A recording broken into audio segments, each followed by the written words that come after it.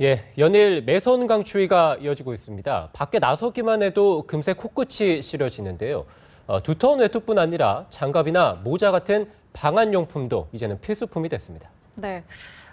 이렇게 한파로 인해서 사건, 사고도 계속해서 잇따르고 있는데요. 자세한 내용은 오늘 사회부 황정현 기자와 이야기 나눠보도록 하겠습니다. 어서 오세요. 예.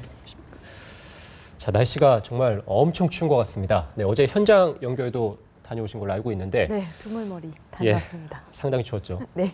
예, 이번 달 한파특보가 발령된 날이 실제로 많다고요? 네네. 실제로 계산을 해보니까요. 최근 10년 사이에 한파특보가 발령된 게 두 번째로 많았다고 합니다. 이번 달 말까지 더 계산이 하다 보면 더 발령된 횟수가 늘어날 가능성도 있는데요. 네. 하지만 한파특보 발령 기준인 영하 12도 이하를 기록한 일수는 평년보다는 크게 적은 것으로 집계가 됐습니다. 때문에 기상청 관계자의 분석을 보면 예년보다 그렇게 추운 건 아니지만 최근에 이제 따뜻했잖아요. 네. 그 영상권에 있었던 날들이 많았는데 갑자기 이렇게 추워지니까 더욱더 추워지게 느끼는 것 아니냐 이렇게 또 분석이 나오고 있습니다. 예, 그래서 이제 한파 피해가 유독 좀 이번에는 좀 많은 것 같다는 느낌도 드는데 일단 엊그제 22종 추돌 사고도 있었죠. 네네. 그게 처음에 그 발표가 아니라 처음에 그 얘기가 나왔을 때는 60중 추돌 사고다 네. 이런 얘기도 있었는데요. 실제로 집계를 해보니까 22중 추돌 사고로 밝혀졌죠. 네, 어쨌든 굉장히 좀 큰 사고였는데 호남 고속도로에서 발생을 했습니다. 근데 당시 호남 지역에 대설특보까지 내려진 상황이었거든요. 근데 여기에 한파가 겹치면서 도로가 얼어서 사고가 커졌던 겁니다. 이로 인해서 4명이 다치고 2시간가량 일대 교통이 통제가 됐었는데요. 당시 상황 운전자 통해서 한번 들어보시겠습니다. 네. 시야는 괜찮았는데요. 갑자기 정읍 휴게소 넘어오면서 제설 작업이 많이 안 돼 있었어요. 갑자기 그 전까지는 제설 작업 잘 돼 있었어요.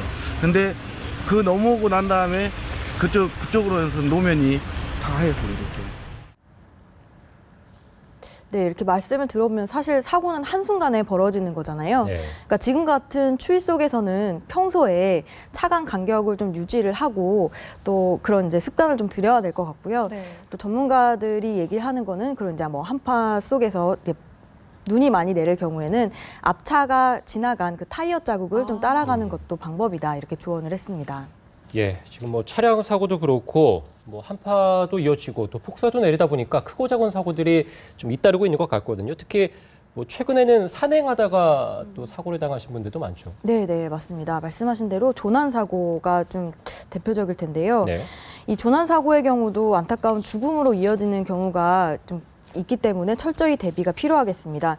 실제로 이달 들어서 그 산행에 나섰다가 조난이 됐는데 그 저체온증으로 숨진 사례도 있었습니다. 네. 근데 안타까운 거는 이 그 등산화도 신지 않고 당시 이제 면바지 차림이었다는 점인데요.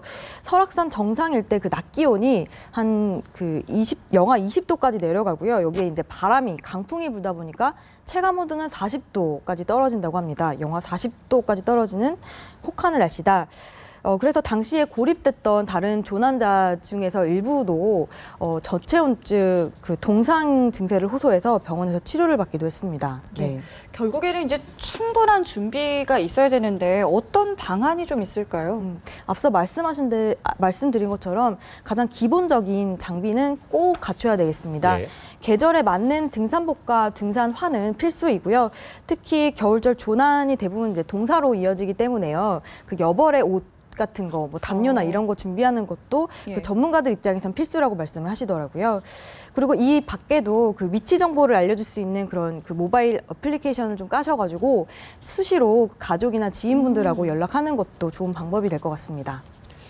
예, 사람도 이렇게 추워가지고 지금 사고들도 잇따르고 하는데 또 숭어 수만 마리가 폐사했다는 소식도 있네요. 네네, 너무 안타까운데요. 예. 이번 그 북극 한파라고 하는데 바다까지 얼려버린 겁니다. 네. 전남 영광 양식장에서 숭어가 수만 마리가 죽은 채로 발견이 됐다. 이렇게 사체로 발견이 됐다고 하는데요.